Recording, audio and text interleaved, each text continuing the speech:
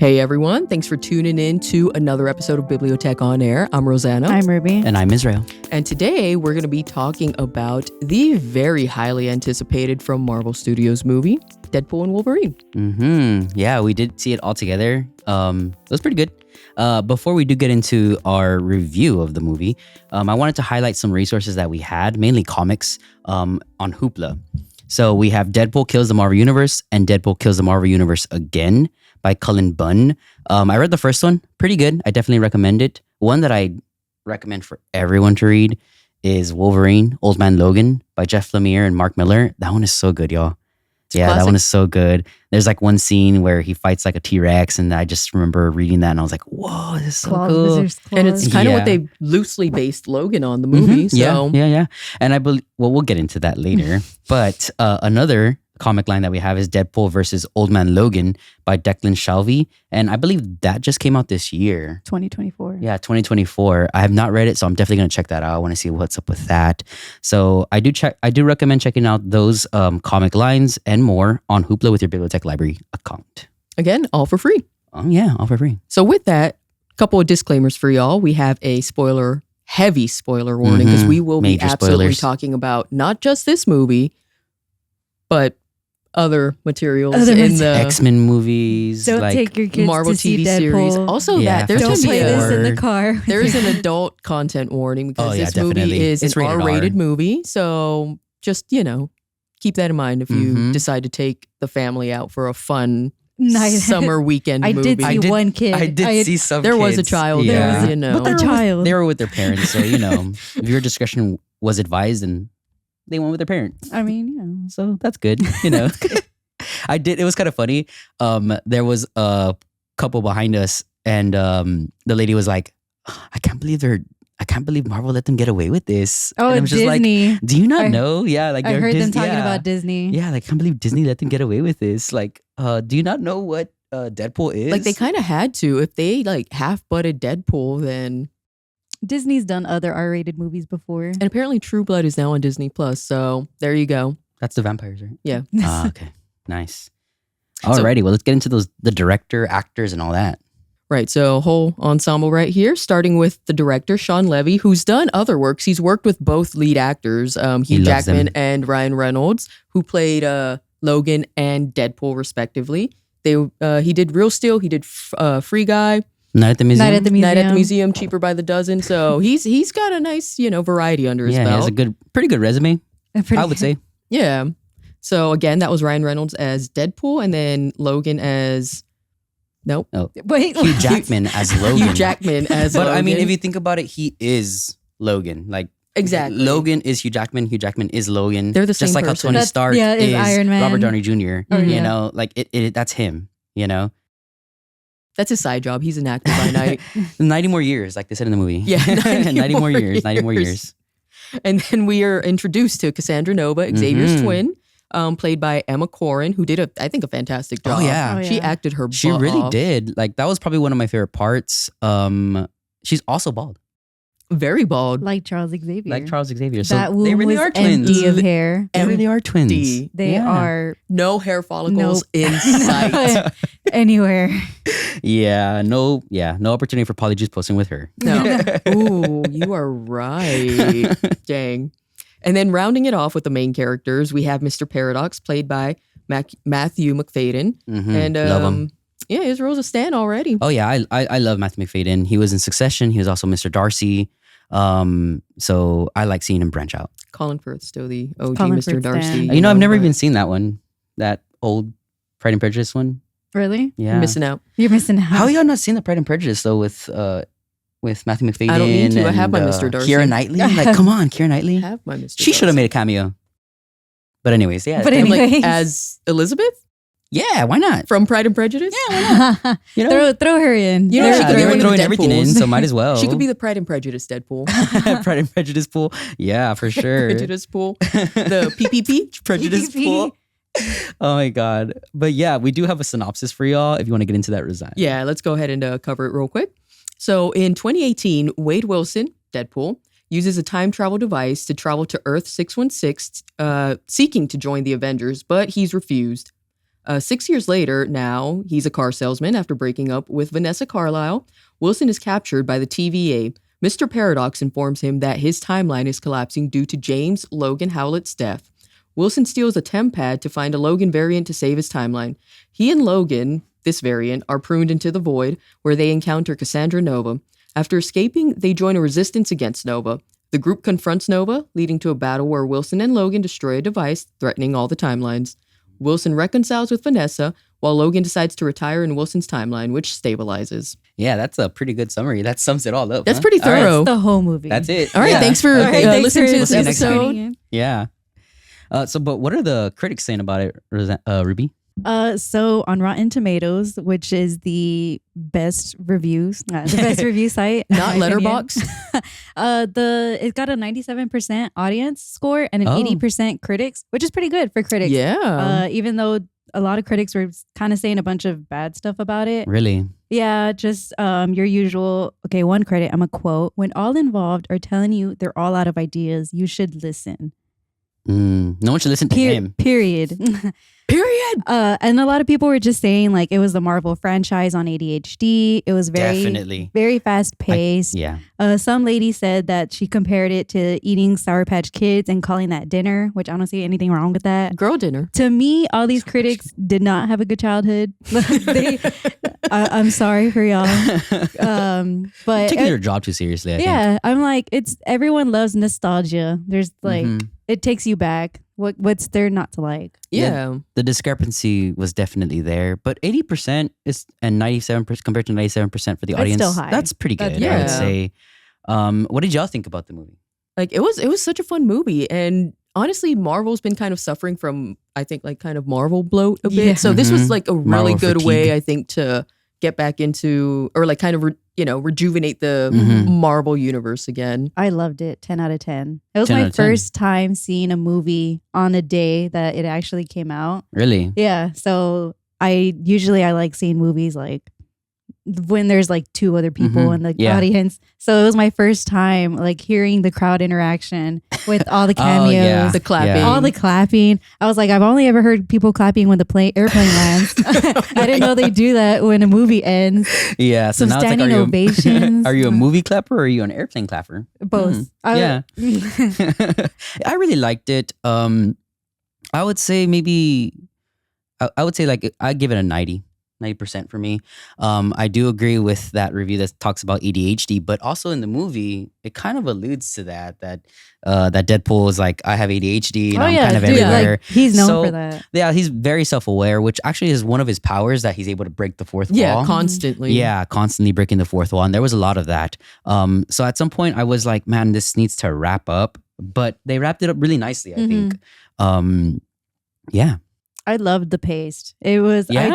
I was like exhausted because we just worked, and I was tired. And I told Rosanna, I was like, I'm so scared I'm gonna fall asleep. I'm so tired. But it kept me engaged. That's good. My ADHD TikTok brain needed that. And like I felt like the humor was very like TikTok humor, like Gen Z, millennial. I don't know. It was very with the times. They did make fun of Gen Z at some point. I believe they had a comment about that. Oh, well, Something like that. they're living it. Well, everyone kind of caught strays, throughout the movie. Yeah, that's true. No one was spared. Before we do proceed a little bit more forward, I do want to highlight this 3D print here that we printed at BiblioTech West. It's that classic X-Men Wolverine. So if you're interested in something like this, I do recommend checking out our 3D print club. I believe all our branches do have some type of 3D printing program. So I would recommend checking on our Instagrams, BiblioTech West, East, South, and EDU to see when they have that going. And you might be able to print something like this. I can say for West, if you're looking for something big like that, you just have to bring your own roll of filament and we'll sit down with you and try to figure it out. Yeah. And maybe your own measurements too. Yeah. For sure. Because we don't have the tailor system to, Oh, we don't have a predatory tailor, unfortunately. Yeah. Definitely. Alrighty.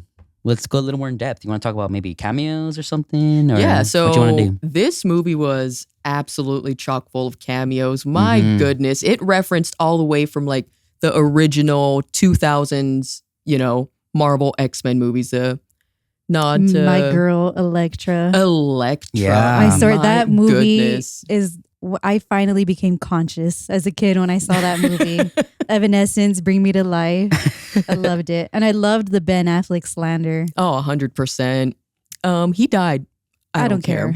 Yeah, so that means that Daredevil actually got zapped into the void as well then, right? Not necessarily into the void, because there's a difference between dying and then The void. being in the void. But that character's out. Like dead. Yeah. Okay, cool. Well, that's what they did. That's what they did. I did see that this movie was going to like end some timelines and things like that. Yeah. You know, kind of like maybe do some cleanup from 20th Century Fox and all that type of stuff. And so if that's the case, then yeah, it definitely happened. Yeah, because that was so again, spoiler alert, but we had cameos from, I was gonna say Carmen Electra. Yeah, from we had Jennifer Gardner as Electra. Mm-hmm. We had Wesley Snipes back as Blade, which was amazing. That was awesome. And then one of the funnier ones was probably Channing Tatum as Gambit for the movie that was Yeah. never made. You also can't forget Chris Evans as Johnny Oh, Storm. dude, That was nice like one of the huge parts. That was so great. Yeah, that was like one of the That was biggest another parts. fully conscious point in my life. Was the Fantastic Four movie. Yeah. So even Deadpool himself thought that it was going to be Like Captain America, yeah. And I was like, I was caught off a little bit as well. I thought it was going to be Captain America, but when Yeah. he said "Flame on," It was like, oh my God, the theater lost it. yeah, the theater lost it. They also lost it when Wesley Snipes came in too. They were Oh, like, yeah. oh yeah. We also had Sabretooth in The there as OG well. Sabretooth from the first Yeah. X-Men trilogy. And So- that was a very highly anticipated moment, which was played into well, Yeah. It was an anticipated moment. but anticlimactic. It was very Anticlimactic. anticlimactic. 100%. Like Wolverine was ready to fight, had his claws out. Sabretooth was like, "Rawr," right? They go at it, and he just decapitates him. The just like head that. of Furiosa. Oh, yeah, that was one of my favorite parts. Yes, because earlier when Deadpool gets gets to the void, he's like, "Oh, this is like Mad Max vibes, huh?" And then sure enough, he cuts off Sabretooth's head. He's like, "I have your Furiosa." That was so good. I love that part. We also saw a lot of the henchmen, like from the 20th century X-Men. From particularly Juggernaut had a big focus. And I don't know if y'all remember, but there was Juggernaut was a meme kind of from the Last Stand, because he goes, I'm the Juggernaut. yeah. He goes, "Oh, I'm the Juggernaut." Yeah. Can't say the last word, but that was a whole meme. And also because he wasn't built like the Juggernaut, like dude was beefy, but not Juggernaut beefy. And I mean, he's like it's interesting because they had Cassandra Nova, an Omega level mutant, and then they had the Juggernaut, an Omega level mutant, and then they had Pyro, another Omega level mutant. So it makes sense why these characters are in the void, because Matthew McFadden's character, or at least Hunter B-15, she goes to Mr. Paradox, like, "You brought in an Omega level mutant? Like, what the heck is going on?" And so I guess it makes sense all those characters would be there because they're just pretty dangerous. Yeah, they're pretty dangerous characters. I just assumed it was because of the whole, with going to the X-Men movies, Days of Future Past, it retconned The Last Stand. So I just assumed like a lot of those characters from like the original trilogy, that's why they ended up in the void, just because they have no more use. Yeah. One thing that we did see, one of the scenes was when Deadpool was looking for Logan variant. We saw biblically accurate. We saw Logan. Yeah, we saw biblically accurate He's Logan. a short king. Yeah, he's like 5'2", 5'3". Yeah, in the comics, he's supposed to be a short king. I'm 5'5", so I basically could take him, right? Yeah. But also we see Hulk and Wolverine about to fight. Yeah. So that is a pretty big one. That's a pretty big thing in like Marvel. Like there's a whole line for that as well. So that was pretty cool to see. I would have liked to have seen more of that. Oh yeah, everyone was asking like at least a second into the fight. Yeah. It was included. And We then we also- also saw the Wolverine from Age of Apocalypse. Oh yeah? Yeah. The Wolverine who had like the Oh super yeah. hair, Yeah. We did. We also saw Henry Cavill. Oh, Henry Cavill. Henry Wolverine. Cavill. That was hilarious. Very Yeah. unexpected too. I wasn't really like expecting that, and when I saw it, like the whole theater was like, "Oh, wow!" But I mean, that guy can do anything. Yeah, and it's always rumored that he's gonna play so and so in whatever superhero movie coming up. Yeah. And they even threw shade about that. He was Superman already, right? Mm-hmm. Yeah, he was Superman. That's as good, that's as great as it gets. But he was Geralt from as super as it gets, right? He was Geralt from The Witcher.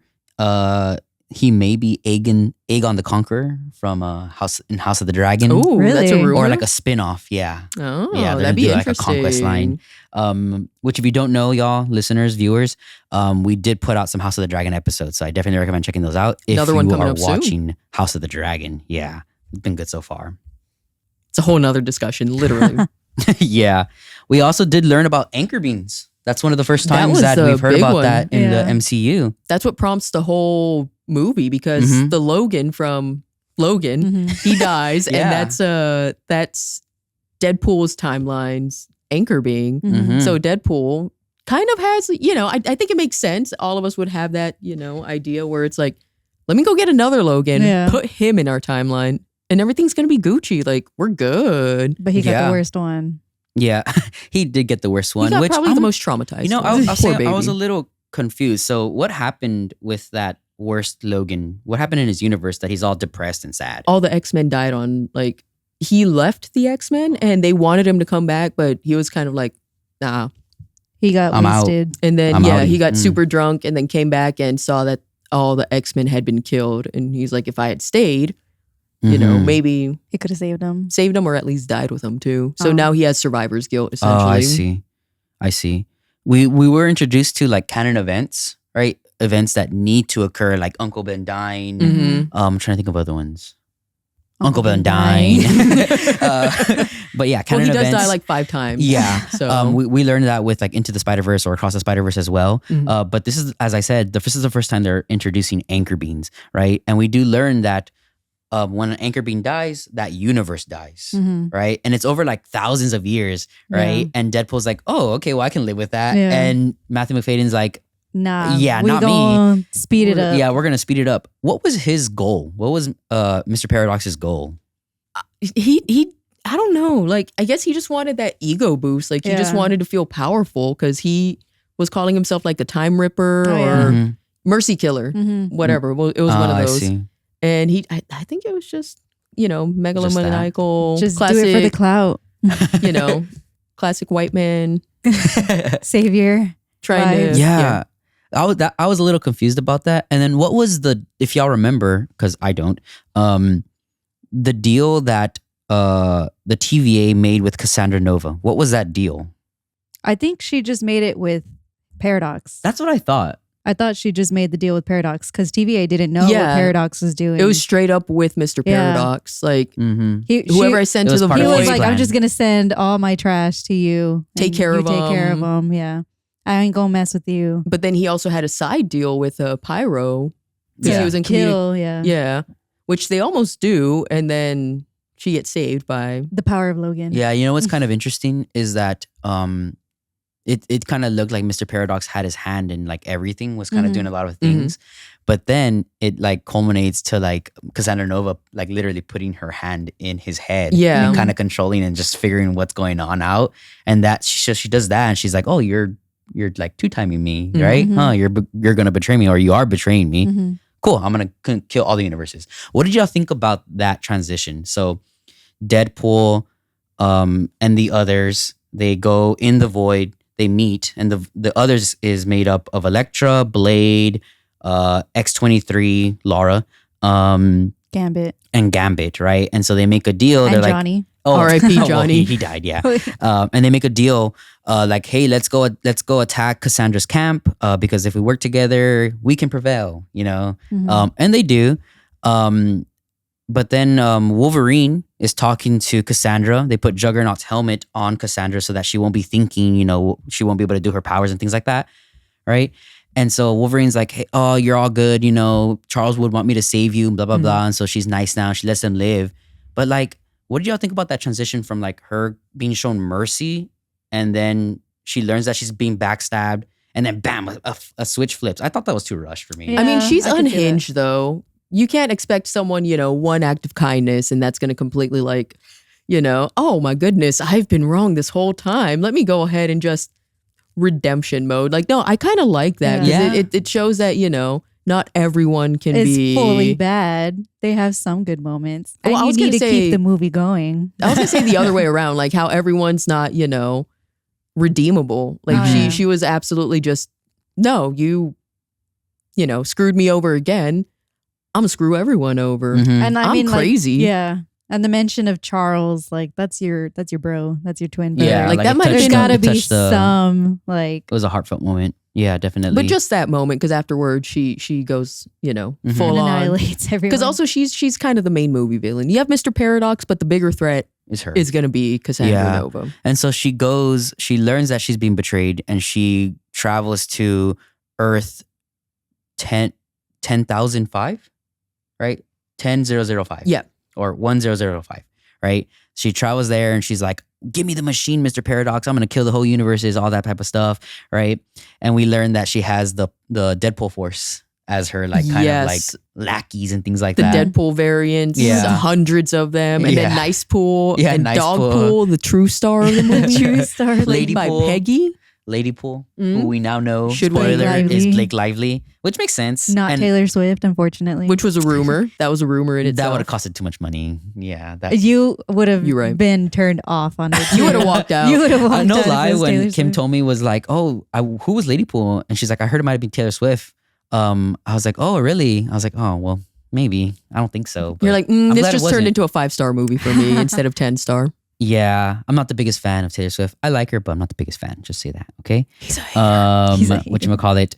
But we saw a lot of variations of Deadpool, as we stated, Lady Pool. We also saw Stan Lee's cameo, right? Yeah. In the battle it was between very quick, but Deadpool and Wolverine and all the Deadpools, we saw the cameo of Stan Lee. It was on the bus passing by.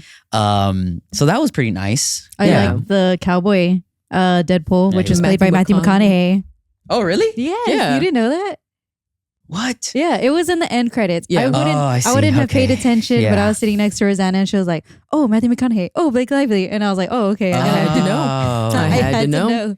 Yeah. As soon as the movie ended, I got on my phone because I'm just that chronically online. I'm addicted to my phone. Sorry, y'all. What's everyone saying? What's everyone saying? I need validation. Also, shout out to the Honda Odyssey. Superior to the Kia version of the van. I'm more prone to Toyota Corollas, but that's just because of me. I drive a Corolla, so I think they could have done something with that, but missed opportunity for them. But it does culminate to a battle. Wolverine and Deadpool, they do hold hands, and Wolverine's shirt comes off. Finally, because that was something they were ripped, referencing. and the audience was like, "Whoa!" I was also like, "Whoa, wow!" Right? Deadpool was also like, "Whoa!" Because if it was just one of them kind of spoiling Cassandra Nova's plan, getting into the machine, because it was matter and then antimatter or dark matter or whatever, there was 2 pulls and they had to put one here, one They ripped the cables out. Had to rip the cables out. If it was just one of them, they would have died, and they were like, I'm gonna do it. I'm gonna sacrifice myself because I'm feeling bad, blah, blah, blah, blah. But Wolverine's like, no, let's do it together. So they do it together and they save the universe. Yeah. So that's pretty good. And they all became friends. And they did all become friends. So they save the day, they save the universe. Deadpool gets his redemption, or not redemption, but he gets his hero moment, which is the he big gets his thing. hero moment. Which, as I was watching the movie, I was like, I mean, bro, you gave yourself a hero moment. Like, all this is like, like it was. He just wanted to matter. Yeah, he just wanted to matter, and boy, did he became matter for a little bit. Yeah. Yeah, he did. 10 out of 10 fun. Yeah, nice. Okay, yeah, pretty good. So it does culminate, right? They save the universe. B-15 is enthralled by Peter Pool. Oh my God, Peter Pool. He was icon. Kind of a MacGuffin. Came in clutch. Right? And Deadpool is like, can you save my friends? Also have this request and this request and this request. And B-15 is like, yeah, sure, I got you.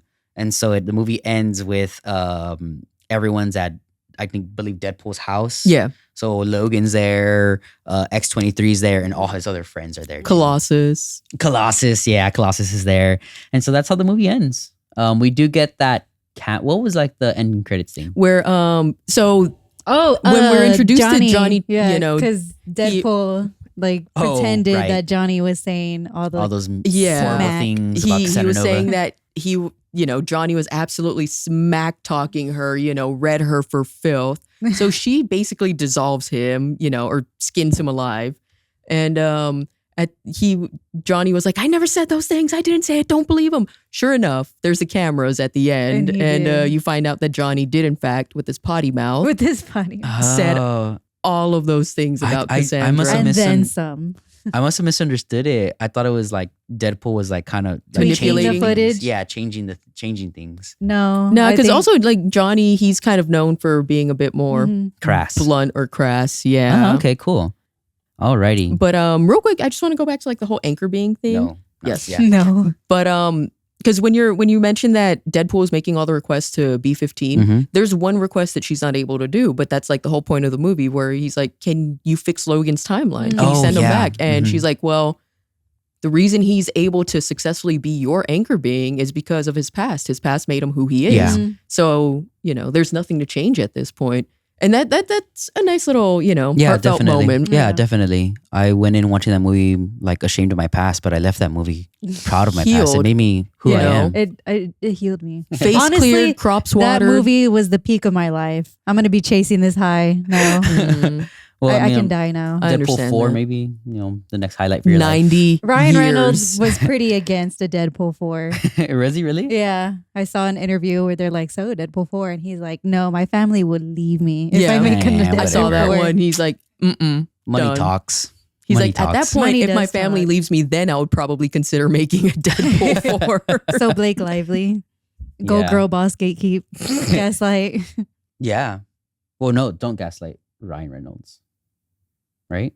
Because we don't She wants to gatekeep. No, though. be truthful. You can't do it again. No more movies. No more Deadpool movies. You wouldn't want any more Deadpool movies. No, I don't really care.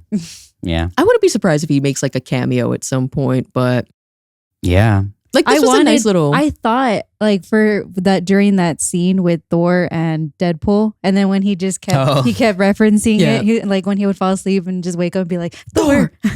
I was like, oh, they're probably gonna do another Deadpool, but you were saying that's actually from an actual scene between Thor and Loki. Yeah, and he just like I guess they just put him in there or something like that. I mean, it could be from a scene in the future. Yeah, in the future. One of the many alternate timelines. I did hear that the next Thor movie is going to be a little bit more dark, a little bit more morbid, which I'm all for. I love it. You like that? Should be fun. Yeah, I was tired of Taika Waititi doing Thor. Yeah. Oh. He's had his run. Good movies, but he's had his run. Let's try something else. All right. Well, I think that's going to wrap it up for this episode of BiblioTech on Air. Again, talking about Deadpool and Wolverine. Go see it. Again, just keep in mind, adult themes. It is rated R. It's for the girls, gays, and days. Exactly. It really is. It really is. Because Deadpool, he is so inclusive. canonically, pansexual hero. So girls, gays, and theys, stay winning. But again, in theaters right now. And then, of course, make sure to check out Hoopla for all of our comics, especially, Deadpool Kills the Marvel Universe, Kills the Marvel Universe again, Old Man Logan, and everything more. There's a lot more. Yeah, there's definitely a lot more. I will say you can go to our website, bearbibliotech.org, register for a library card. You have access to all of our resources there, not just Hoopla, but cloudLibrary, LinkedIn Learning. We have a bunch of stuff. Masterclass. Does Ryan Reynolds have a masterclass? I'm sure. I don't know, but I wouldn't be surprised. How to be Deadpool. Yeah. I'm sure there's Sounds mango languages on Creole. Yeah, because Gambit was, Yeah. Creole. Improve that dialect, Channing Tatum. For real, yeah. Just buy some property here in Bexar County, and then you can become a bibliotech. Yeah, have a bibliotech library card, and you can use Mango languages. Because, bro, you need to work on that, man. But yeah, cool. So again, thanks for joining this episode, y'all. Once again, I'm Rosanna. I'm Ruby, and I'm Israel. Make sure to catch us on the next episode. Bye. Bye.